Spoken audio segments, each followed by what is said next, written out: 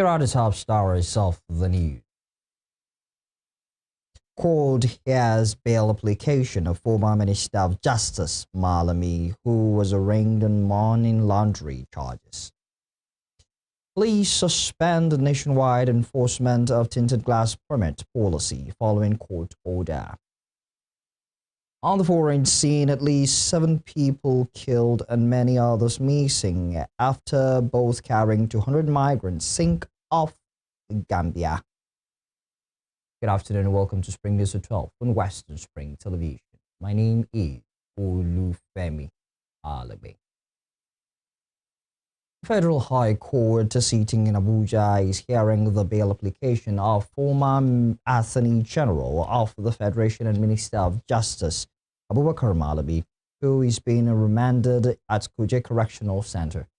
Malami, a senior advocate of Nigeria, his son Abdulaziz, and one of his wives, Bashir Asabi, are standing trial for alleged money laundering predicated on a 16-count charge referred against them by the Economic and Financial Crimes Commission, EFCC.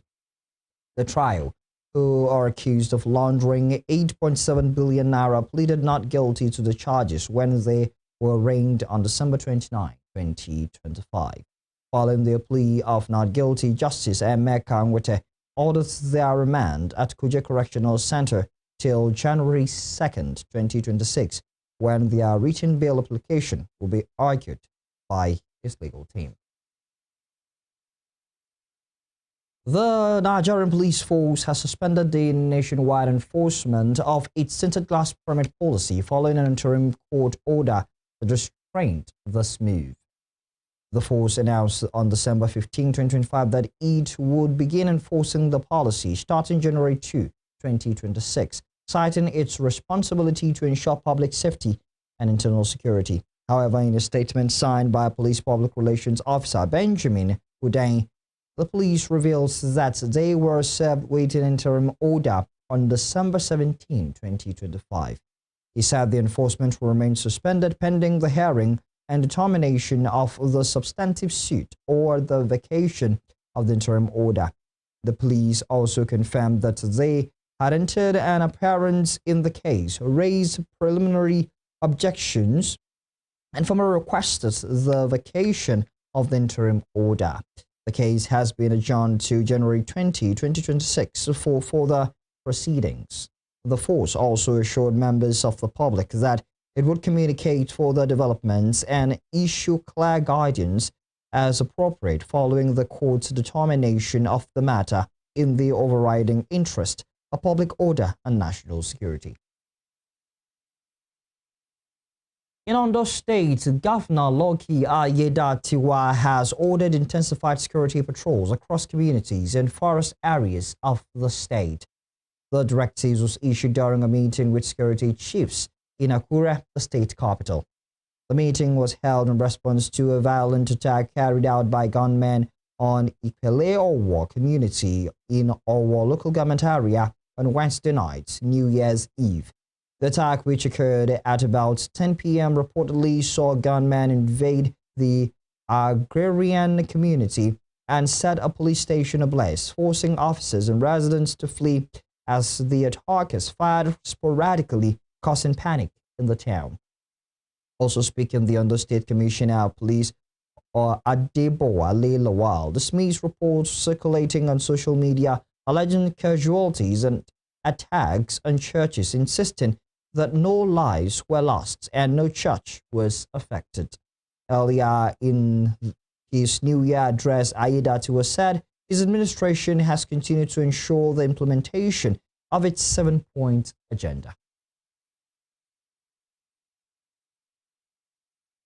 The story of Ondo State is one of resilience, dignity, and unyielding belief in tomorrow. From our farmers and traders to our fishermen, teachers, artisans, civil servants, youth, and elders, the spirit of hard work and hope remain unbroken. That spirit continues to be the greatest asset of the Sunshine State. In 2025, we vigorously pursued our 7-point development agenda, aptly named Odatiwa Odiroru, meaning our ease, which we covenanted upon the mandate bestowed on us by the esteemed citizens of Ondo State. Through this initiative, we recorded landmarks in infrastructure, welfare of our people and workforce, job creation, social reengineering, security, as well as the empowerment of youth and women. My deepest respects to our traditional, religious, and political leaders, workers, students, artisans, women, youth, civil society organizations, the media, and other stakeholders for your unwavering collaborations and immense contributions towards building a more viral, peaceful, and prosperous Ondo State. Moving on, the Ogun State Police Command has confirmed that the driver of the Lexus SUV involved in the accident resulted in the deaths of 2 associates of former world heavyweight boxing champion Anthony Joshua is currently in custody. The incident occurred on Monday while the driver was transporting Joshua and 2 of his friends, Lateef Ayodele and Sinagami, along the busy Lagos-Ibadan Expressway. The Lexus SUV collided with a stationary truck, leading to the tragic deaths of Ayodele and Gami at the scene, while Joshua and the driver sustained minor injuries. In a statement, the public relations officer of the command, Oluseyi Babasheyi, confirmed that investigations are underway to determine both the immediate and remote causes of the accident, as well as the driver's involvement. Anthony Joshua was discharged from hospital late Wednesday evening after being deemed clinically fit to continue his recovery at home. The former world heavyweight champion, along with his mother, reportedly visited the funeral home in Lagos yesterday to pay their final respects to Ayodele and Gami as their bodies were being prepared for repatriation, which was scheduled for last night. In the meantime, the Lagos State Emergency Management Agency, LESMAN, has provided an update on the ongoing search and rescue operations at the site of the recent fire outbreak at the Great Nigerian Insurance Building on Martin Street, Lagos Island. The fire, which has left several people reportedly missing, has caused significant concern among the public. In a statement, LESMAN expressed its understanding of the distress the incident may have caused to the families and loved ones of those affected. The agency reassured the public that efforts to locate and rescue any survivors are ongoing, with trained emergency responders working tirelessly on the ground. The agency confirmed that it is working closely with other emergency response, health, and security agencies to ensure a coordinated and efficient operation. You're watching Spring News at 12 on Western Spring Television. We will be right back after this break.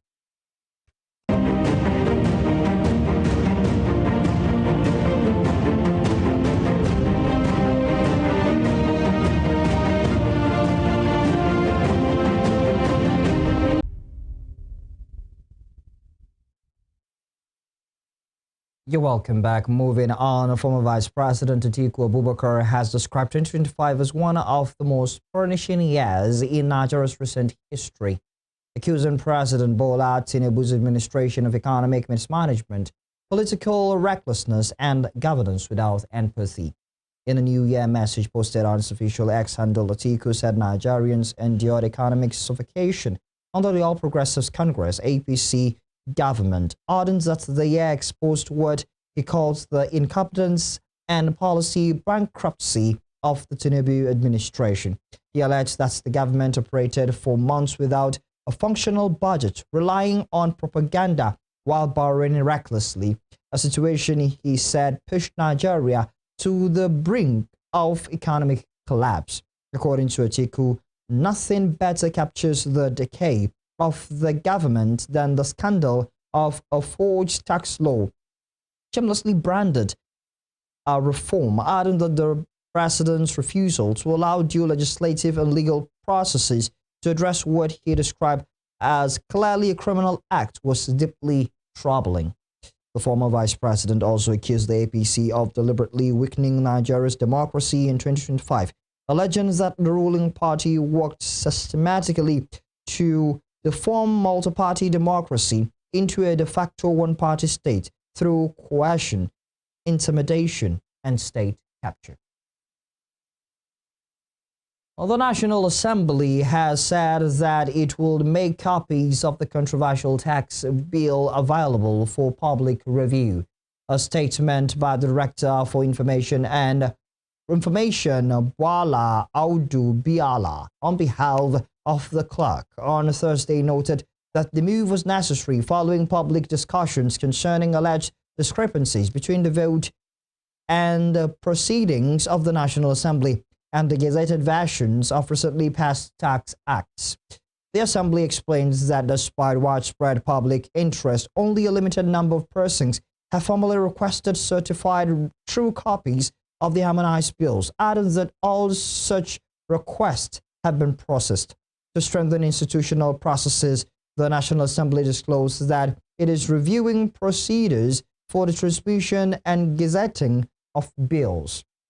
There have been allegations that certain provisions had been smuggled into the tax bill passed by the National Assembly, thus making the tax laws signed by President Bola Tinubu on June 26, 2025, and bill to be effective from January 1, 2026, different from the bills passed. On the foreign scene, at least 7 people have died and many others are missing after a boat carrying 200 migrants attempting to reach Europe capsized off the coast of the Gambia. The country's defense ministry said in a statement that the boat overturned on Wednesday midnight near Jinak village in the North Bank region, and it was later found grounded on a sandbank. 96 people have been rescued so far, and research is continuing for other passengers who were aboard the shipwrecked vessel that was heading towards Spain's Canary Islands. The perilous journey over the Atlantic Ocean has become an increasingly common route for African migrants trying to reach Europe. And now in Europe, investigators are continuing for search for victims of a fire at Le Constellation Bar in the Swiss ski resort of Crans, Montana. Around 40 people